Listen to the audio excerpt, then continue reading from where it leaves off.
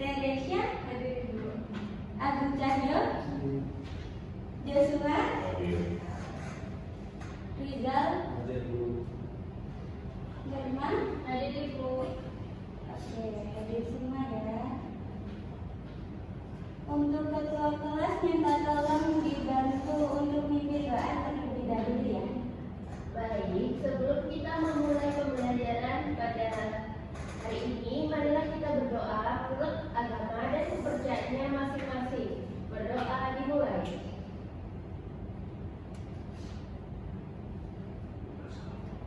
Berdoa tak pernah usai.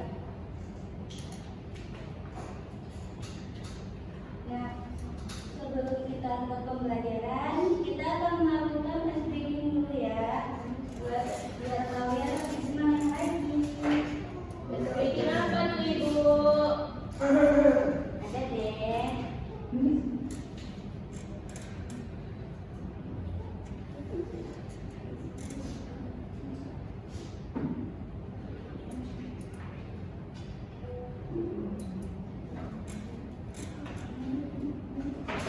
Minta tolong dua pembagian Natal cewek satu sama cewek satu.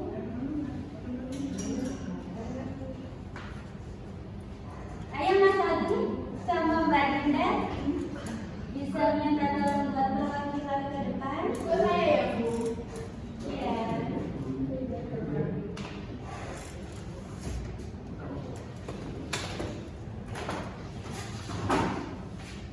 Kita lakukan streakingnya itu ya, joget dulu. Yang lainnya minta tolong dibantu ke diri ya.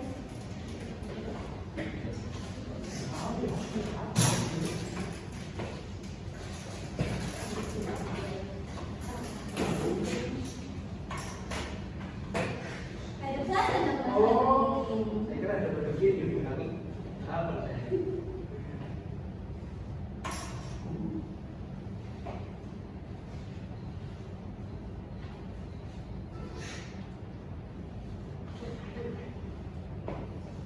Nah, nanti Mas Agung sama Mbak Dinda pimpin teman-temannya ya. Oke, kita mulai. 1, 2, 3. Semangat dong.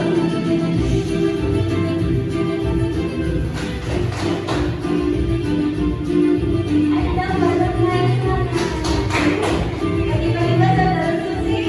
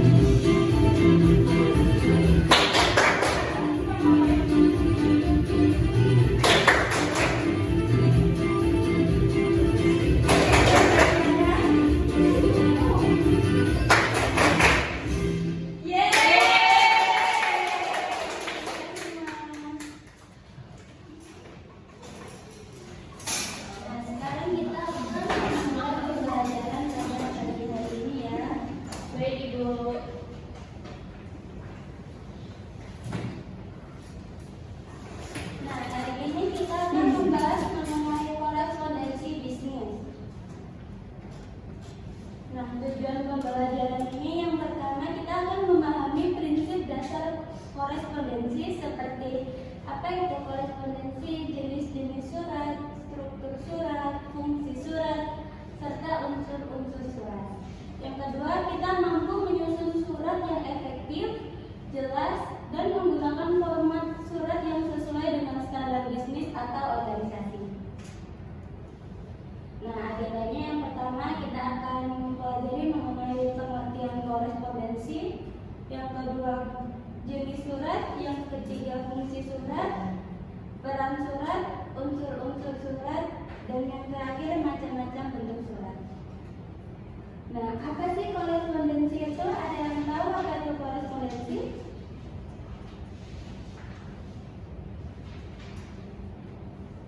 Nggak ada yang tahu ya? Jadi korespondensi itu kegiatan komunikasi tertulis antar dua belah pihak, baik itu individu maupun organisasi, yang biasanya dilakukan melalui surat atau email. Nah, biasanya dalam dunia bisnis itu korespondensi bisnis itu mengacu pada pertukaran surat atau dokumen resmi yang digunakan untuk menyampaikan informasi atau permintaan dan transaksi antar perusahaan. Selanjutnya kita ke jenis-jenis surat. Yang pertama kita ada surat permintaan penawaran. Nah, surat permintaan penawaran itu apa sih? Surat permintaan penawaran itu surat dari calon pembeli ke penjual untuk meminta informasi mengenai produk atau jasa. Nah, seperti contohnya list harga, katalog, dan syarat pembayaran. Yang kedua, surat penawaran. Nah, kalau surat penawaran itu dia kebalikannya dari surat permintaan penawaran. Jadi, kalau surat permintaan penawaran kan dari calon pembeli, sedangkan surat penawaran itu dari penjual ke calon pembeli untuk menawarkan produk atau jasa. Nah, contohnya itu seperti distributor komputer itu mengirimkan surat penawaran laptop dengan spesifik ke perusahaan. Nah, selanjutnya itu surat pemesanan. Nah, surat pemesanan ini surat dari pembeli ke penjual sebagai bentuk konfirmasi untuk membeli barang atau produk, barang atau jasa setelah menerima penawaran. Nah, selanjutnya ada surat konfirmasi. Nah, surat konfirmasi itu apa sih? Surat konfirmasi itu surat yang dikirim untuk memastikan atau memperjelas suatu transaksi atau kesepakatan yang sudah dibuat sebelumnya. Dan yang terakhir ada surat pengaduan. Surat pengaduan itu surat dari pembeli atau pelanggan ke penjual untuk menyampaikan keluh mengenai produk, seperti komplain gitu. Jadi kayak kita membeli suatu barang, barangnya tidak sesuai dengan apa yang kita mau, kita bisa mengajukan pengaduan dengan surat pengaduan itu tersebut. Nah, selanjutnya kita ada fungsi surat. Dalam dunia bisnis, sangat penting untuk menjaga komunikasi yang efektif antara individu, perusahaan, atau organisasi. Nah, di sini ada beberapa fungsi utama korespondensi bisnis. Yang pertama, sebagai alat komunikasi. Jadi, korespondensi bisnis ini berfungsi untuk sarana komunikasi antara perusahaan dan pihak yang lain seperti pelanggan atau mitra bisnis, pemasok, dan instansi pemerintah. Nah, surat bisnis ini dapat digunakan untuk menyampaikan informasi, permintaan, penawaran, atau konfirmasi suatu transaksi secara resmi dan jelas. Nah, contohnya itu seperti kita mengirimkan surat permintaan penawaran itu dikirim kepada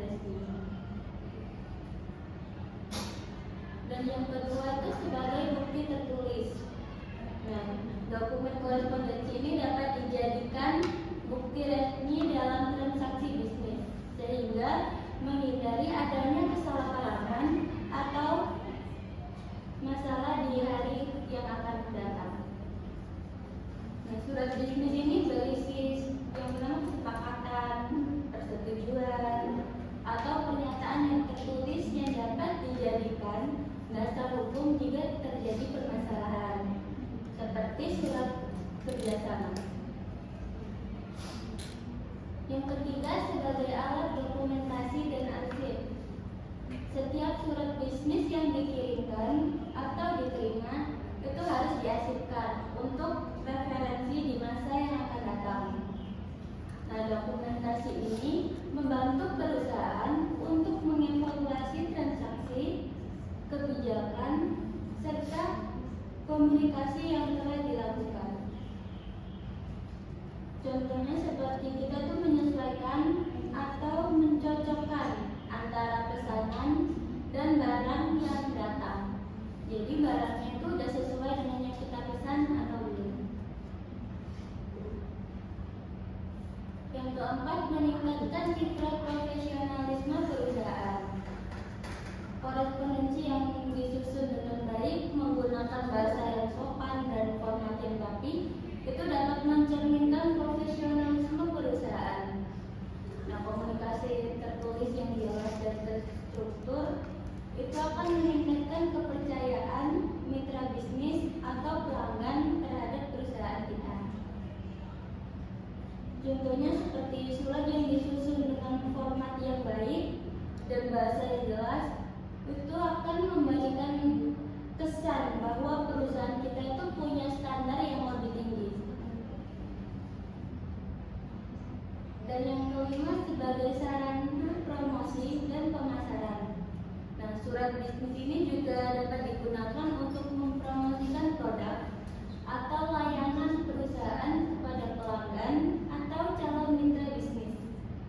Nah, seperti surat penawaran, brosur, dan katalog itu sering digunakan untuk memperkenalkan produk baru atau memberikan informasi mengenai diskon dan promo khusus. Nah, jadi perusahaan mengirimkan surat penawaran produk baru ke pelanggan tetap serta menyatakan harga khusus. Jadi kan seperti harga reseller dengan harga pembeli biasa kan beda. Nah, selanjutnya ada peran surat. Korespondensi itu memiliki peran penting dalam dunia bisnis dan administrasi. Yang pertama, menghindari kesalahpahaman dalam komunikasi. Nah, korespondensi tertulis itu memastikan informasi yang diberikan itu lebih jelas, terstruktur, dan terdokumentasi. Jadi mengurangi resiko kesalahpahaman. Nah, contohnya itu seperti surat instruksi kerja atau perjanjian kerjasama antara perusahaan lain dengan perusahaan lain. Nah, selanjutnya ada unsur-unsur surat dalam korespondensi, terutama dalam korespondensi bisnis. Itu ada beberapa unsur penting yang harus diperhatikan agar surat atau dokumen yang dibuat itu jelas, efektif, dan profesional. Korespondensi itu dapat lebih efektif, profesional, dan sesuai dengan standar bisnis. Nah, unsur-unsur surat yang pertama itu ada kepala surat atau box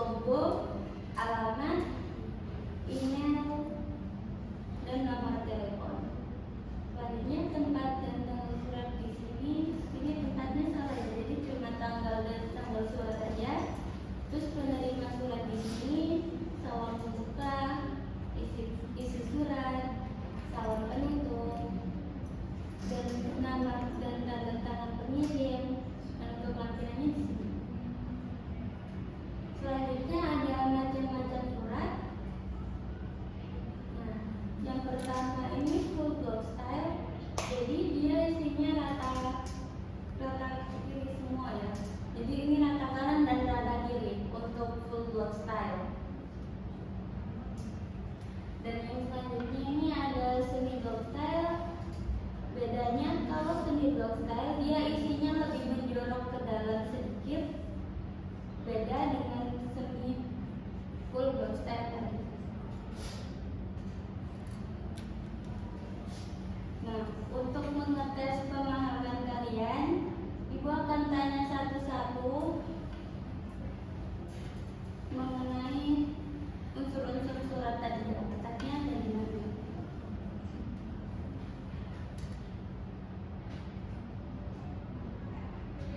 Nah, untuk nomor 1 bisa dibantu dalam bentuk Badiana.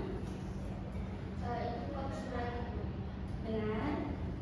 Untuk nomor 2 bisa dibantu Mbak Nurma. Tanggal surat Bu itu. Benar sekali. Untuk nomor 3 bisa dijawab Mas Joshua. Nomor 3 nomor lampiran. Benar. Yang keempat bisa dijawab oleh Mbak Agun. Itu adalah alamat surat. Benar. Alamat yang dituju ya. Yang kelima bisa dijawab Mbak Diva. Nomor 5 itu salah membuka Ibu. Yang keenam bisa dijawab Mbak Tera. Untuk membuka isi dan penutupnya yang mana Mbak Tere? Membuka itu yang di bagian awal, yang nanti surat permintaan, kalau yang isi itu di bagian tengah. Menyebutkan daftar harga, berapa harga, lalu yang surat itu di bagian terakhir. Baiknya. Dan untuk yang ketujuh bisa dijawab Mas Ageng. Ya Ibu apa? Itu nomor 7 masuk dalam bagian surat yang apa? Salam menutup Ibu. Nah, yang ke-8 bisa dijawab Mbak Anggun. Itu adalah anggota mati. Benar kok. Pendaftaran sama ya. Sekarang Ibu akan mengasih tugas untuk kalian. Tugasnya bersifat individu ya. Jadi dikerjakan sendiri-sendiri. Bukan PR tadi. Bukan dong. Karena saya sudah sore, sudah siang.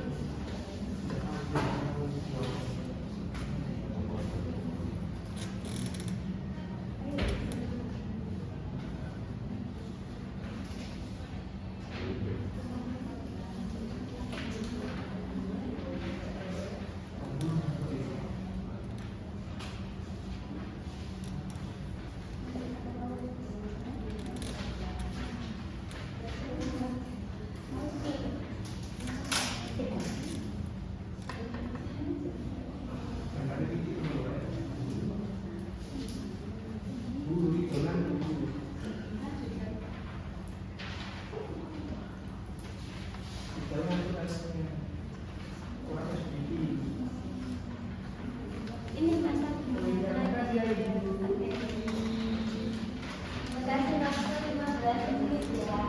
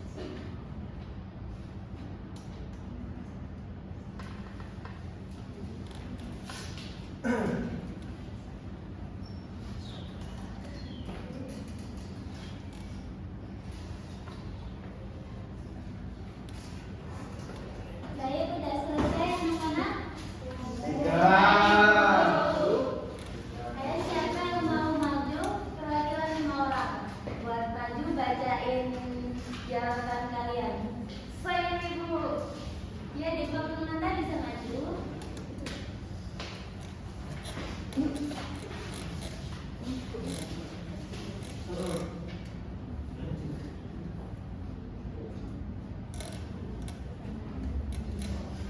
Baik, di sini saya akan mempresentasikan hasil kerja saya. Jadi di sini dia sudah menemukan surat bisnis di internet ya.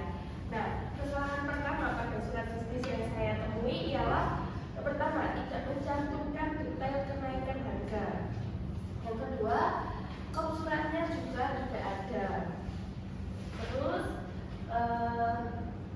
tidak ada usaha untuk menjaga hubungan baik dengan pelanggan itu di poin isinya. Jadi perbaikannya saya kasih kop surat dengan nama PT, terus habis itu alamat, email, dan nomor telepon. Terus ada tanggal pembuatan surat, lalu kepada siapa surat itu tertuju, dan untuk perihalnya kita tulis pemberitahuan kenaikan harga produk. Lalu tadi kesalahannya kan pada isi, jadi di isinya saya ganti jadi kami tetap berkomitmen untuk memberikan produk berkualitas tinggi dengan layanan terbaik. Jika ada pertanyaan atau diskusi lebih lanjut, silakan hubungi customer service kami di nomor 021 dan bla bla bla atau email cs.sesonkerjaya.com. Terima kasih atas perhatian dan dukungan Anda. Kami berharap dapat terus menjalin kerjasama yang baik. Lalu di bawah sendiri ada hormat kami, tanda tangan, nama dan jabatan pengirim. Mungkin itu saja analisis dari surat yang saya cari di internet. Terima kasih. Baik, berikut kita mendapatkan siapa yang mau maju? Ibu. Boleh, silakan Mbak.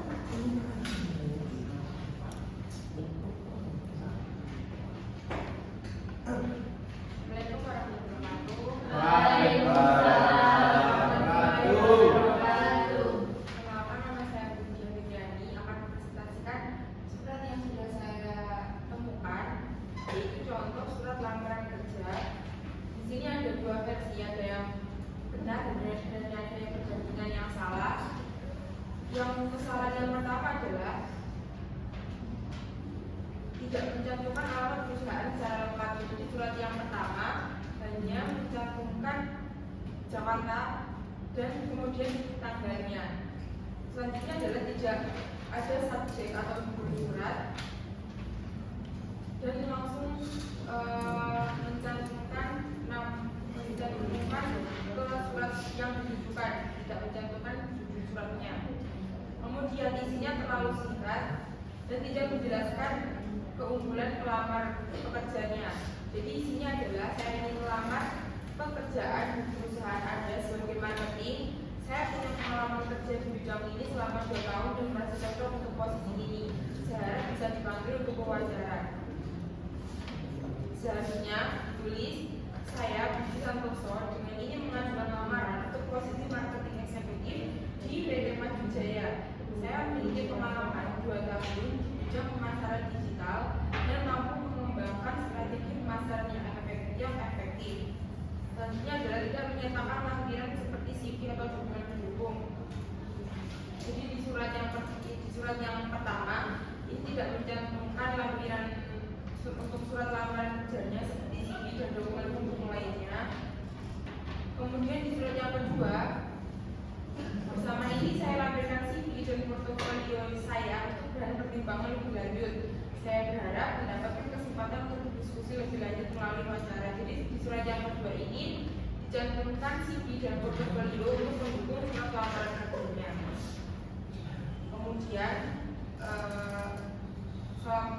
Penutupnya hormat saya Budi Santoso. Terima kasih. Dari tepuk tangan. Selanjutnya siapa? Baik, silakan Mbak Dede. Baik, di sini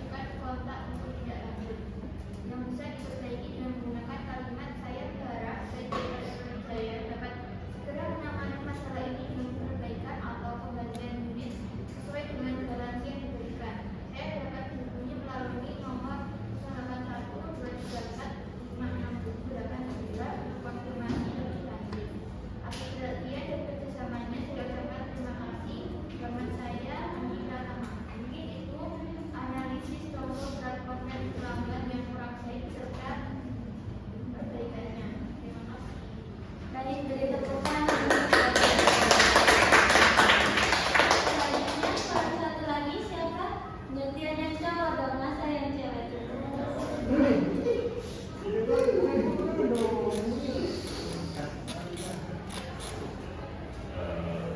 akan menjelaskan tentang contoh surat pengunduran diri. Dan yang pada ayat D saya mengundurkan diri dari pekerjaan mulai besok. Terima kasih Bapak saya ini. Dan saran yang pertama itu tidak menyebutkan alasan pengunduran diri dengan sopan. Yang kebenarannya adalah saya diinformasi ke Permata dengan ini mengajukan pengunduran diri dari posisi marketing officer sehingga dia yang pertama bagi terhitung sejak 1 April 2020. Kemudian kesalahan keduanya tidak ada pemberitahuan sebelumnya secara resmi minimal 1 bulan. Kebenarannya itu keputusan ini saya ambil setelah mempertimbangkan kesehatan karir saya ke depan. Saya sangat berterima kasih atas kesempatan yang telah diberikan selama 3 tahun bekerja di perusahaan ini. Banyak pengalaman dan ilmu yang saya peroleh selama bekerja di PT Semarang Abadi yang tentunya sangat bermanfaat bagi perkembangan karir saya di masa mendatang. Kemudian kesalahan ketiga itu tidak mengucapkan terima kasih dengan baik. Nah, kebenarannya itu atas perhatian dan kerjasama yang baik selama ini saya ucapkan terima kasih. Karena saya ingin berkata. Silakan kasih temukan. Baik, dari sini kalian sudah paham ya. Jadi cara menyusun surat dengan efektif dan yang benar itu bagaimana? Pahami Bu.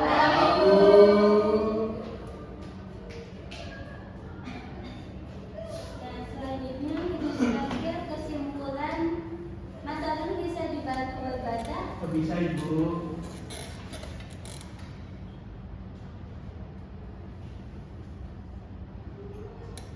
Baik, silakan Mas Alun dibaca kesimpulannya. Baik Ibu, kesimpulan dari korespondensi yaitu dalam dunia bisnis, komunikasi tertulis melalui korespondensi bisnis tetap menjadi aspek penting meskipun teknologi telah berkembang pesat. Surat bisnis digunakan untuk berbagai keperluan seperti meminta penawaran, memberikan penawaran, melakukan pemesanan, mengonfirmasi transaksi, hingga menyediakan kewajiban. Korespondensi bisnis memiliki peran utama setelah komunikasi resmi, tertulis, dokumentasi, serta media promosi dan profesionalisme perusahaan. Agar efektif, surat bisnis harus disusun dengan struktur yang jelas seperti surat, tanggal, nomor surat, perihal, alamat, tujuan surat, bulan, tanda tangan, mengirim. Selain itu, berbagai format tulisan seperti blog style dan full blog style juga digunakan sesuai dengan standar perusahaan. Meskipun ada yang telah menghasilkan berbagai alternatif komunikasi, surat bisnis tetap memiliki nilai penting dalam memberikan kesan profesional dan menjaga kejelasan dalam transaksi bisnis. Oleh karena itu, pemahaman dan keterampilan dalam menyusun surat bisnis yang efektif menjadi kompetensi yang sangat berharga di dunia kerja. Nah, baik. Jadi untuk kesimpulan untuk materi hari ini ya, pada pagi hari ini. Jadi sampai sini ada pertanyaan? Tidak. Baik, Ibu kira kalian sudah paham semua. Untuk ketua kelas bisa dibantu untuk memimpin doa penutup. Baik Ibu, teman-teman, sekian pembelajaran hari ini. Marilah kita berdoa agar ilmu yang diberikan hari ini bisa bermanfaat. Berdoa menurut agama dan bacaan masing-masing. Dimulai. Berdoa atau menurut saya? Baik, terima kasih Ibu Arini. Cukup sampai sini materi pada hari ini.